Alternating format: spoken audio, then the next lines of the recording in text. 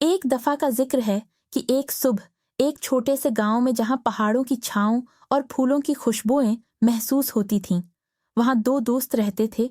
एक का नाम फैसल, एक का नाम रिहान था।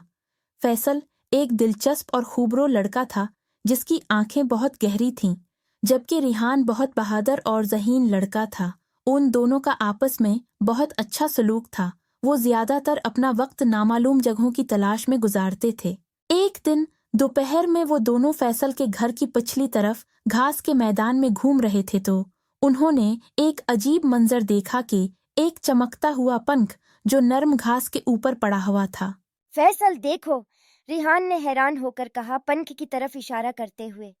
क्या तुम समझते हो कि ये एक जादू वाला पंख है? फैसल की आंखों में हैरत की चमक थी।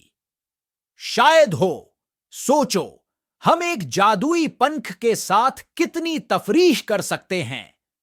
बड़े शौक से उन्होंने पंख को उठाया और उसे अपने दरमियान पकड़ा। अपने हाथों में एक अजीब सी झंझलाहट का एहसास महसूस किया। मैं चाहता हूँ हम परिंदों की तरह उड़ सकें, फैसल ने हल्की धीमी आवाज में कहा। और आसमान पर दुनिया का सफर करें, रेहान ने मजीद कहा, अपने ख्यालात को उभारते हुए। एकदम से उनकी हैरत की दुनिया में उन्होंने महसूस किया कि पनिक चमकना शुरू हो गया। हल्की सी रोशनी खारिज हुई जिसने दोनों को गर्मजोशी से गले लगा लिया। वो बेवजन महसूस कर रहे थे, जैसे उनके पैरों के नीचे से जमीन निकल गई हो।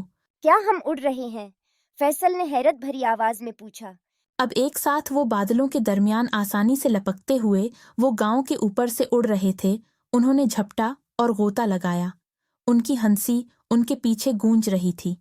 जैसे ही सूरज गुरूब होने लगा, उफक पर सुनहरी रंगत डालते हुए फैसल और रिहान आहिस्ता से घास के मैदान में उतरे। जादुई पंख अब भी उनके हाथों में था। और ये सब इस जादुई पंख की बदौलत है, रिहान मुस्कुराया। उसका चेहरा खुशी से चमक रहा था।